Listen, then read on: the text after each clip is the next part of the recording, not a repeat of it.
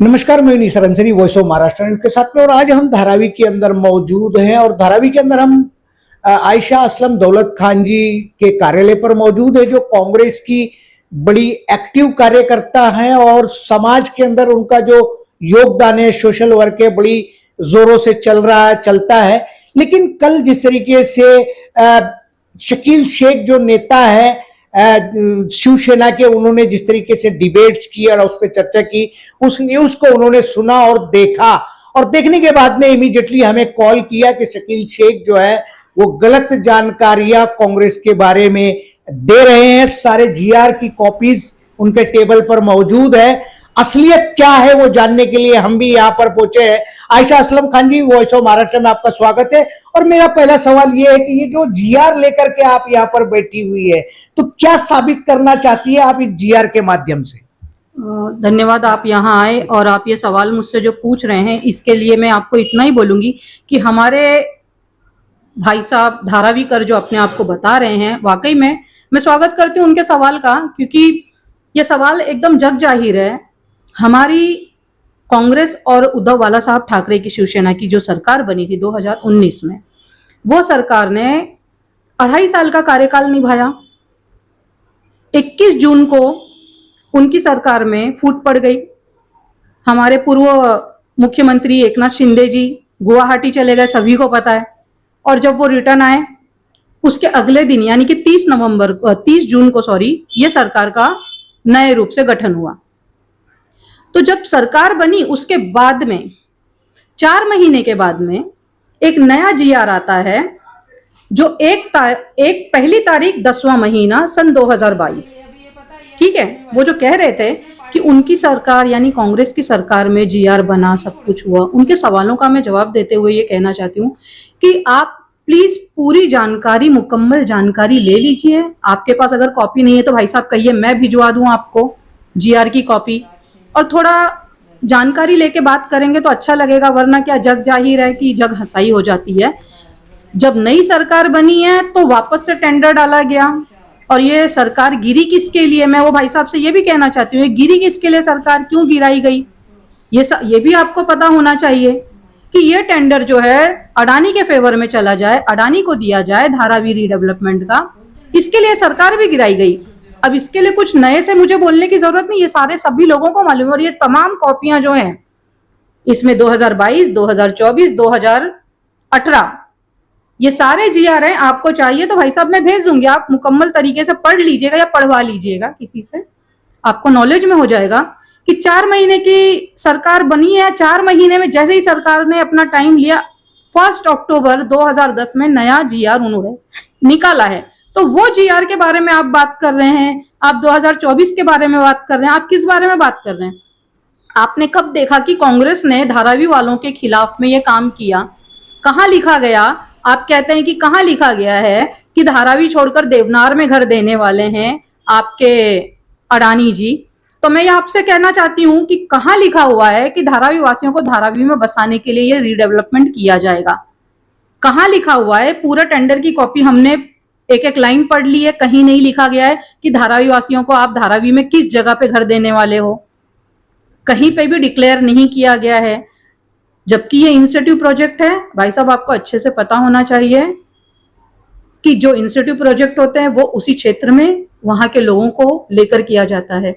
अभी आपको ये भी पता होगा, कुछ ही दिनों पहले श्रीनिवासन जी ने एक बयान दिया है कि उनको जरूरत नहीं है लोगों की सहमति की। आप जिसका रीडेवलपमेंट करने, जिनका उद्धार करने की बात कर रहे हैं, आपने उनसे चर्चा ही नहीं की है, ना लायक समझा उनको। आपने डायरेक्ट ऑनलाइन सबके सामने मीडिया में आपने ये कह दिया है कि भाई हमको जरूरत नहीं है इनसे पूछने की। यानी कि क्या धारावी के लोग कचरा हैं? मैं आज आपसे धारावीकर बन के बात कर रही हूँ, मैं कोई नेत्री बन के बात नहीं कर रही हूँ। धारावी के ऊपर प्रवचन देने के लिए बहुत से लोग आ रहे हैं, लेकिन असली मुद्दे को क्यों भटका रहे हैं? अगर आप भी धारावी का भला चाहते हैं तो वो बात करिए ना जिसमें धारावीकरों का भला हो, ना कि किसी पार्टी को ब्लेम करके कोई फायदा नहीं है। अभी आपको आज की जो लड़ाई है वो इकट्ठा होकर के लड़ने की लड़ाई है, अपने घरों को बचाने की। और मैं आपसे एक बात और कह दूं, 2.5 साल का जो कार्यकाल था, अब आप ये कहेंगे कि 2.5 साल का कार्यकाल था, 2019 में फॉर्मेशन हुआ आपकी गवर्नमेंट का और 2022 में तो चली गई। तो वो भी आपको बता दूं कि उस वक्त कोरोना की महामारी जो फैली थी, सारे के सारे लोग उसी में थे। इस महाराष्ट्र से जो धारावी के लिए लोग दुनिया में जो मैसेज जा रहा था कि ये झुग्गी झोपड़ी है, बहुत बड़ी है, नाम खराब करने के काम किए जा रहे थे कि ये और ज्यादा स्प्रेड होगा, और ज्यादा स्प्रेड होगा, लेकिन उस समय उद्धव बाला साहब ठाकरे ने अपना काम बहुत अच्छे से निभाया और हमारी आमदार उस समय हमारी शिक्षण मंत्री थी जो वर्षाताई गायकवाड़ जी ने अपनी ड्यूटी को बहुत ही काबिल तरीके से निभाया और दुनिया में परचम लहराया कि भले ही धारावी एक झुग्गी झोपड़ी है, लेकिन यहाँ रोग की महामारी और यहाँ पे वो जो मरने की दर, ये सब बहुत ही आंकड़े कम थे। यहाँ पे बहुत सरलता से लोगों को गांव तक पहुंचाने का प्रबंध किया गया, घर घर राशन और खाना पहुंचाने का प्रबंध किया गया और इसके लिए मैं वर्षाताई गायकवाड़ जी का बहुत बहुत धन्यवाद करती हूँ। उद्धव बाला साहब ठाकरे जी का भी धन्यवाद करती हूँ क्योंकि उन्होंने अपनी ड्यूटी बखूबी निभाई, चाहे वो मैदान में थे या वो अपने मकान में थे, लेकिन उन्होंने अपना काम किया। कोई इस पे ब्लेम नहीं कर सकता कि कांग्रेस ने या उद्धव बाला साहब ठाकरे की शिवसेना पार्टी ने धारावी को बेचने का या धारावी को डुबोने का काम किया है।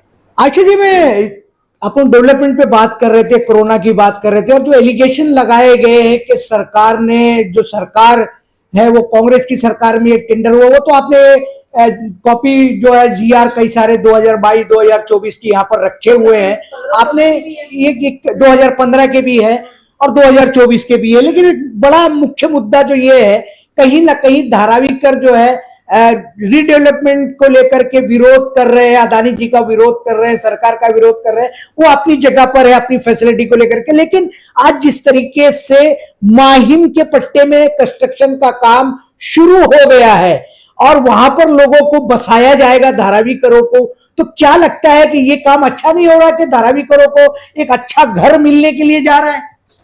देखिए, धारावीकरों को घर मिलने के लिए जा रहा है, ये बात तो पहले तो आपका ये स्टेटमेंट ही गलत है। धारावीकरों को किराए का मकान मिलने को जा रहा है, मकान मालिकों को किराए के मकान में रखने का प्रबंध किया जा रहा है। और एक बात मैं आपसे कहूँ, ये हमारी अपनी जमीन है, इस जमीन के हम मालिक हैं। मैं आपको एक मेरा ही उदाहरण देती हूँ। मैं आज कहाँ रह रही हूँ? सायन बैंड्रा लिंक रोड से बिल्कुल करीब। मुझे कुर्ला स्टेशन नजदीक है, यहाँ से कुर्ला जाना है नजदीक है, सायन जाना है नजदीक है, बांद्रा जाना है नजदीक है, माहिम जाना है नजदीक है।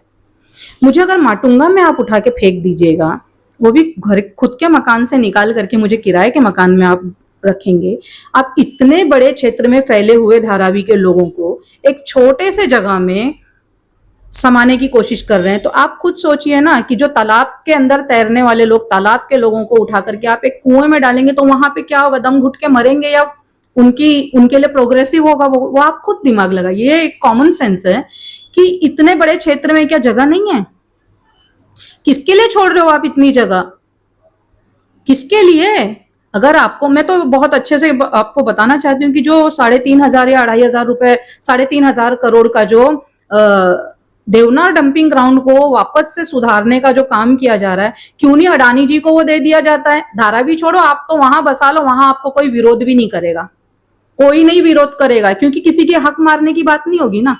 आपको नई दुनिया बसानी, नई जगह बसानी है, डेवलप करना है, तो क्यों नहीं आप डंपिंग ग्राउंड को करते हैं? वहां से आपने कभी रास्ते से गुजरते हुए महसूस किया है?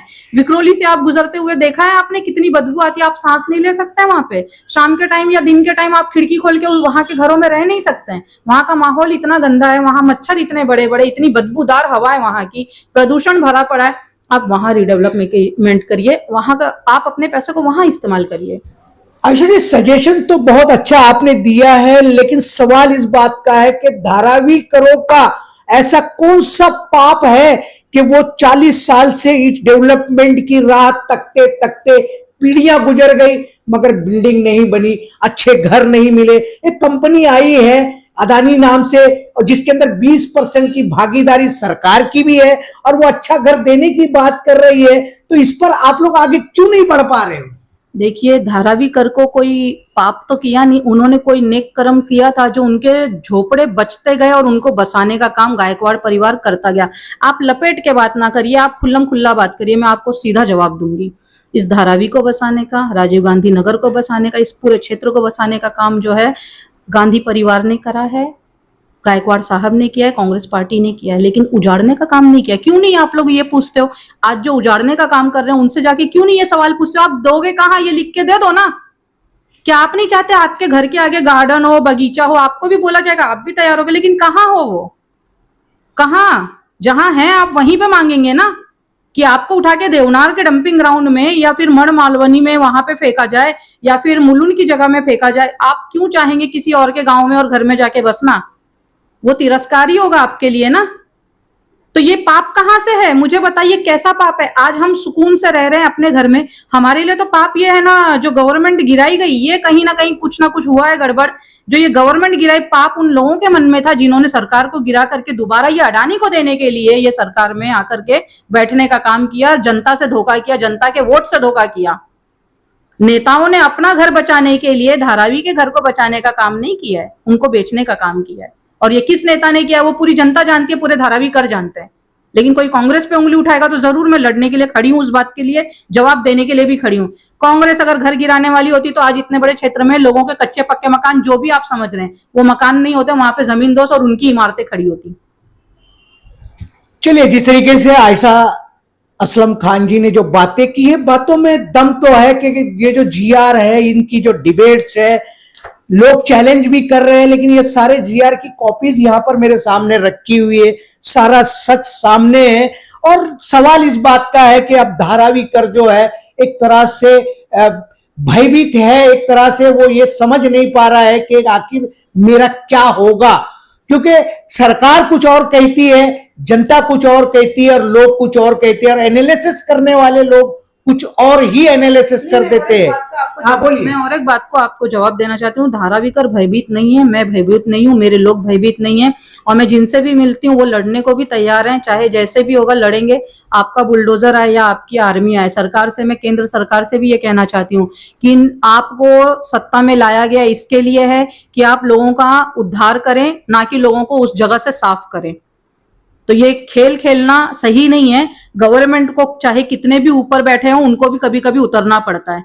तो वक्त है, वक्त पलटता है हर किसी का, हम भी इंतजार में हैं, लेकिन हम डरने वालों में से नहीं है, हम लड़ने वालों में से, हम लड़ने को तैयार हैं। वन मोर थिंग, मैं एक नेत्री जी को भी ये कहना चाहती हूँ, जो धारावी के लोगों के लिए, जिनका यहाँ से कोई ताल्लुक नहीं, कोई लेन देन नहीं, वो कहती हैं कि धारावी पे मेहरबानी की जा रही। भाई, हमने कब बोला आप आके मेहरबानी करिए? धारावी की जनता कब नेता के पास जाकर के फरियाद करी या किसी ने भीख मांगी कि हमारे धारावी को आप रीडेवलप करो? हमें जरूरत नहीं है, इस रीडेवलपमेंट की जरूरत हमें नहीं है। जो किसी उद्योगपति के फेवर में है, जिसका 80% मालिक वो है और 20% राज्य सरकार है, तो राज्य सरकार की गलती है, राज्य सरकार टैक्स लेती है, सब कुछ राज्य सरकार के पास जाता है।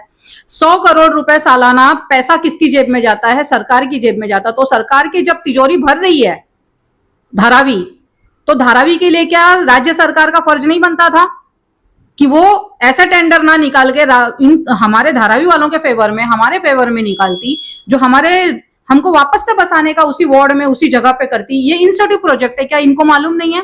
फिर आपने कैसे बोल दिया है कि आप हमको उठा करके यहाँ वहां, फिर उसको जगह देने का मतलब क्या है? अडानी को क्यों आपने इतने 15,000 एकड़ जमीन दी हुई है, क्यों दी हुई है? उसका जवाब क्यों नहीं देते आप? उसको बिल्डर के टॉप सर पे लाके बिठा दिए, पूरी मुंबई की जमीन उसने निगल ली है।